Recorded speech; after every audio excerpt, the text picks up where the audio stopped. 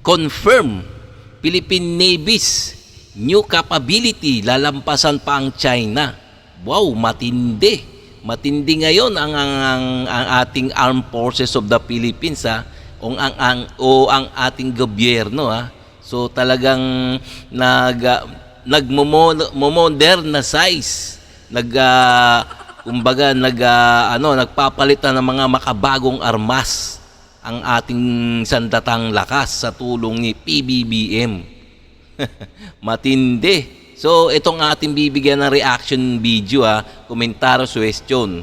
Kung bago ka pa lang sa aking channel, guys please like and subscribe na lang muna sa ating YouTube channel bago tayo umpisa. And also, please paki-subscribe din kay Pulse Point.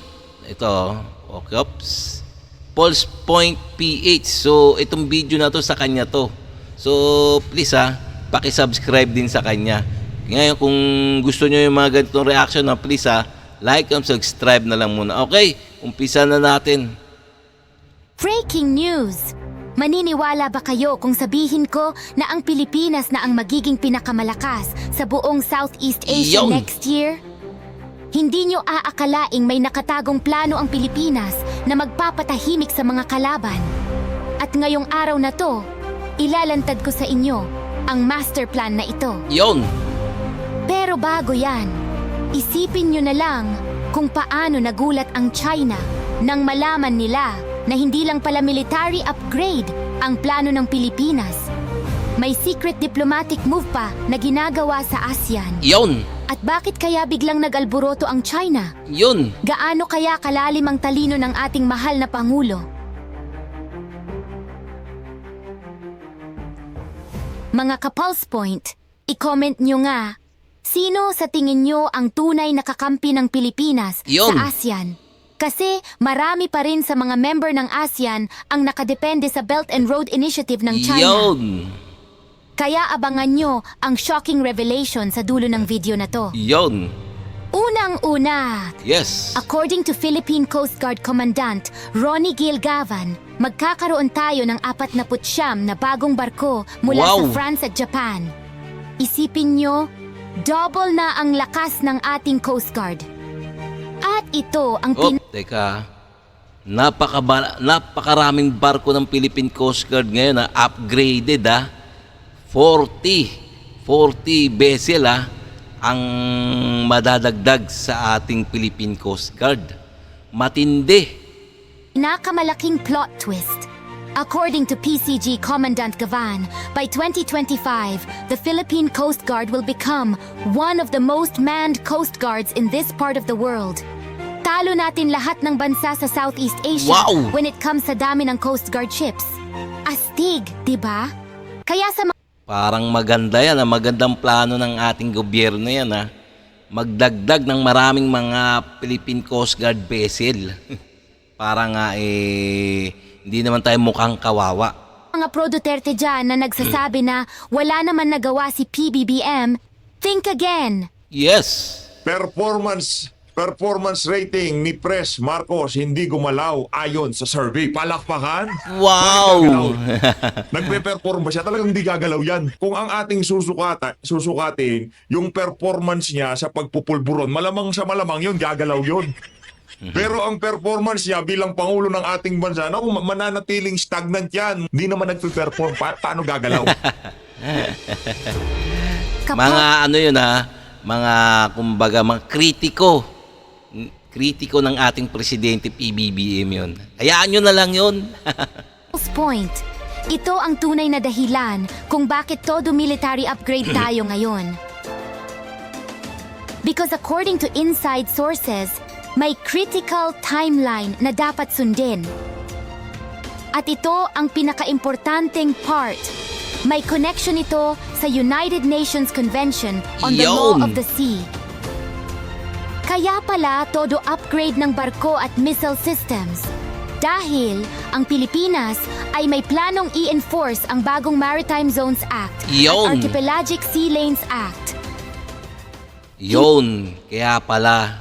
Kaya naman pala, kaya kailangan talaga magpalakas ng ating sandatang Pilipinas tungkol sa diyan sa West Philippine Sea pala.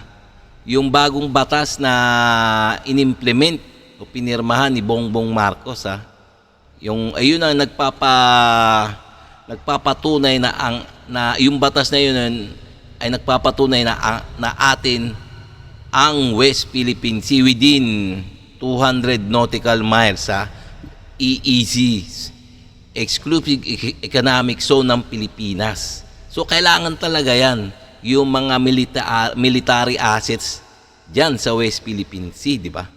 Hindi lang tayo ang may ganitong plano. May confidential information na nakarating Yun. sa atin na ang Vietnam at Malaysia ay may similar plans. At Yun. alam nyo ba kung kailan ito sabay-sabay na ipapatupad? Well, sa susunod na video na lang kaya abangan nyo.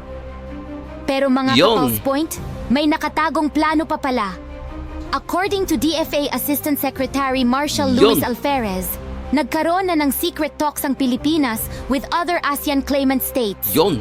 Bakit kaya? Simple lang. Para sa isang unified ASEAN force laban sa mga mapang-angkin ng ating karagatan. Ayun na. Nagpaplano na yung mga maraming bansa na inaapi ng Chino Ayan na, nagumpisa na, nagpaplano na. At hindi lang yan. Si PBBM mismo ang nagbigay ng full support sa ating Philippine Marine Corps. During their 74th anniversary, sinabi niya, "We are committed to building a stronger and more comprehensive defense posture." Yun. Allow me to reaffirm the promise I made 2 years ago on this very occasion to provide support in advancing the mandate of your organization. We will continue to prioritize modernization, ensuring that your defense capabilities align with our nation's strategic needs. Yun. Paano? Simple lang. Build better more. Yun. Bakit? Well, ito ang kanyang formula. Better infrastructure equals strong economy. Yun. Strong economy equals strong defense capabilities. Yun. In other words, palalakasin niya ang economy sa pag-build ng better infrastructure. Yun. At pag malakas ang economy, mas madali natin mapalakas ang ating depensa. Yun. We are committed to building a strong Yes. Sa palagay ko, tama ang ginagawa ng ating gobyerno ni PBBM, no? Na palakasin ang ating ekonomiya. Siyempre, pag lumakas ang ating ekonomiya, siyempre sasabay na rin yung lalakas ang ating depensa tungkol sa ating mga teritoryo. Tama. stronger and more comprehensive defense posture by investing in modern infrastructure, Yun, upgrading tama. facilities that will boost your operations. Yun. Pero alam niyo ba kung ano ang pinakamalaking sekreto? Ayon kay Defense Secretary Gilberto Teodoro, may planong bumili ang Pilipinas ng intermediate range missile Yun. launchers mula sa Amerika. Oo, tama ang dinig nyo. Yung Typhoon missile ng US na nakatambay dito sa atin, nagkaroon ng interes bumili ang DND. Alam nyo ba kung ano reaksyon ng China dito? Tinawag tayong troublemaker. Agree? Tinawag tayo ng troublemaker ng China. Ay lang naman kaya na lang sabihin, no? Bakit? Ano bang pakialam nila kung bumili tayo ng malalakas na armas? Wala na silang pakialam dun, no, sa ating kung anong ginagawa natin. Kasi labas na sila sa ating mga ginagawa. Hindi naman tayo tuta ng mga Chino, no? Agree ba kayo na tayo pa talaga ang troublemaker o Yes. nagsisimula ng gulo? Pero hindi lang yan. Meron na tayong sariling missile-capable na barko, Iyon. ang BRP Albert Magini. Habang pinapalakas ang missile capabilities, pinangunahan naman ng Philippine Navy ang paglulunsad ng kauna-unahang locally assembled fast attack Iyon. interdiction craft missile o FAICM. Ang mga sasakyang pandagat na ito ay may kakayahang magdala ng missile. At ayon kay Vice Admiral Toribio Adasi Jr., ito'y bahagi ng Self-Reliant Defense Posture Iyon. Program. Teka. May sarili na pala tayong fast attack craft na capable na may mga missile na gawa dito sa Pilipinas mismo. Matindi. Pero ka-Pulse Point, pag pinagsama-sama mo ang lahat ng ito, may pattern na lumalabas. Hindi lang pala ito simpleng military upgrade. Yun. Ito pala ang simula ng isang malaking strategic alliance sa Asia-Pacific. According to President Marcos mismo, the challenges you face now are growing more and more difficult. To Yun. defend our islands, to secure our shores, protect our people across the archipelago. Yun. Pero mga ka-Pulse Point, may isang bagay pa na hindi alam ng China. At ito ang magpapabago ng South China Sea forever. Kasi mga ka-Pulse Point, ang Code of Conduct o COC negotiations sa ASEAN, hindi pa tapos.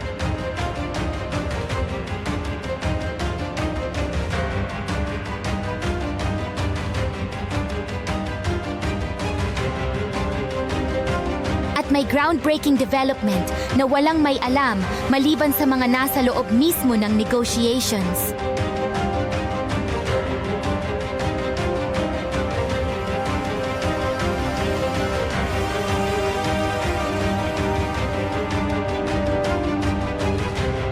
Kung gusto niyong malaman ang next diplomatic move ng Pilipinas at kung paano tayo magkakaalyansa with other ASEAN nations, i-like at i-share ang video na to. Yes, okay. So napakagandang balita talaga to mga guys tungkol sa ating capabilities na lalampasan pa ang China. Magandang balita to tungkol sa ekonomiya at sa military defense. Ganyan si Bongbong Marcos katalino. So okay mga guys, no? So kung nagustuhan nyo yung mga ganitong mga reaction video, please like and subscribe na lang muna sa ating YouTube channel bago tayo magsara. Okay?